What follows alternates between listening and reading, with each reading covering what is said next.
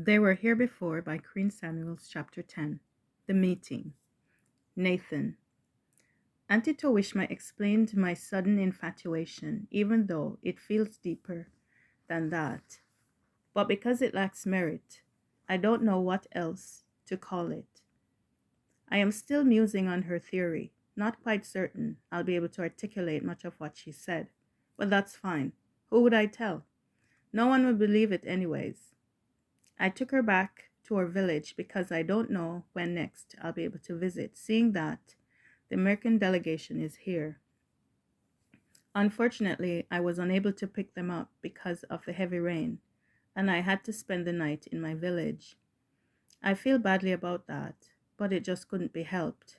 Also, it turns out that I am the third member of their team, so I am team member and translator because, like most South Africans, I am a polyglot and tour guide as well.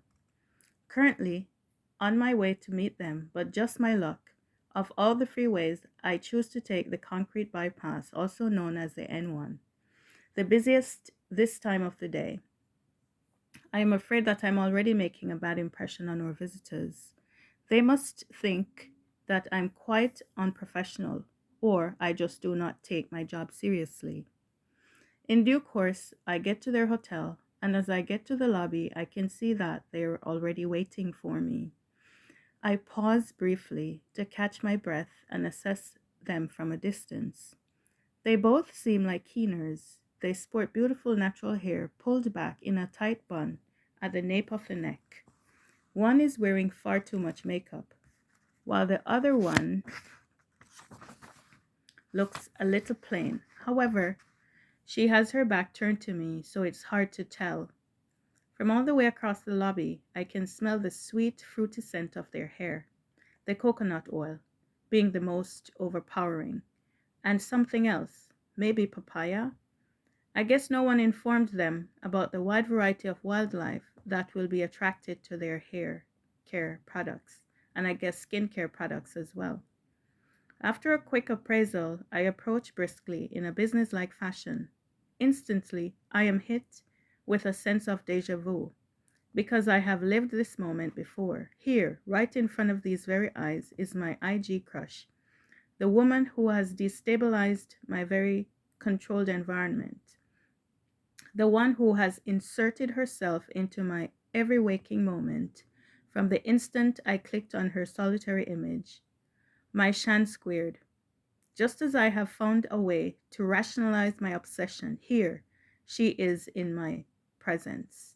My heart is racing as my pulse quickens. Without a doubt, I know that my palm is clammy and my face red. Eagerly, I extend my hand by way of greeting, but Shan Shan just stands there gaping at me with a really queer look on her face. I guess she is very angry that I was unable to pick them up at the airport. So much so that she's refusing to speak with me. Well, whatever words she lacks, her colleague has in abundance. She almost yells, I am Cassia Peters, and this is my teammate Shani Philpotts. Cassia makes no attempt to hide her contempt. I file their names away, K and KP and SP. I don't know how things work around here in Africa, but where we come from, time is money, and that is why we have been able to run very efficient systems over the years.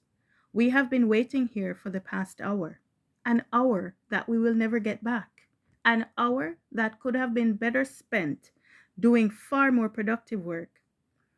She pauses to catch her breath, then continues, her tone never changing from condescension. Is this really how you people treat important visitors to your country? I make no attempt to engage her or explain myself because clearly she has already made up her mind about South Africa and South Africans. She sees us as primitive, hence inferior. So my words would be wasted. After a prolonged pause, which I took to mean that she has said what she intended, I offer a general apology without giving away too much specifics. At this point, I do not know how sincere it is, but one thing is crystal clear. While Shan is a strong silent type, this one is the exact opposite. And I can tell that this one is going to be a real peach to work with. Oh, joy. Shani. It turns out that Glow and I have a few things in common. For instance, we're both workaholics, we value being on time, and we like to get up early, which is exactly why my mom always says it is impolite to judge. It is impolite because it leads to assumptions, which then translates into stereotypes, evoking an emotional response, and then we treat people accordingly. Today we've been up since the crack of dawn to get breakfast, prep for the day, and take in the view. This view never gets old. The local guide is going to take us around after our meeting this afternoon. I'm a little disappointed that I won't have the solitude to go where I please. I guess that's life. You cannot have it all. So we're in the lobby, waiting and waiting for the guide. This guy has a real commitment problem. Or is it a time management problem? Law thinks it is asymptomatic of the mindset of the people on this continent. Yes, those were her exact words. I think she means symptomatic, but who cares? The real issue is, why did she come on this trip if this is how she really feels about the souls on this continent? She definitely should have stayed home, as this is clearly indicative of her mindset. I told you about her flamboyance, which extends to her diction. This is really going to be a long trip. Sometimes I wish I could just ditch her, just leave her and go wandering through the village like Mary Poppins. I just have a delirious desire to roam free, to roam freely, to be unfettered myself, to unfetter myself, my apologies, to unfetter myself from all my insecurities. Pretty sure Miss Thing would think I have gone bonkers and she won't be going. After all, what if she meets Ebola? She actually said it. Her exact words were, "Girl, I'm not here to meet Ebola." I had to laugh out loud. She added, "I'm just here for the warm weather, which is great for my hair and skin, and get the promotion that will come from this mission. I'm not about this kind of village life." I rolled on the floor laughing. She looked at me like I was Ebola. We were told to meet our guide in the lobby at 2 p.m., so we were there by 1:45. I had my back turned to the main door, browsing the magazine rack. After about an hour, Glow says, "This must be him. He sure took his sweet time getting here. I'm going to give him a piece of my mind." I turned to her to warn her to be kind. Then he was right next to me, extending his beautiful hands, exclaiming in his rich, deep voice, "San Bonani."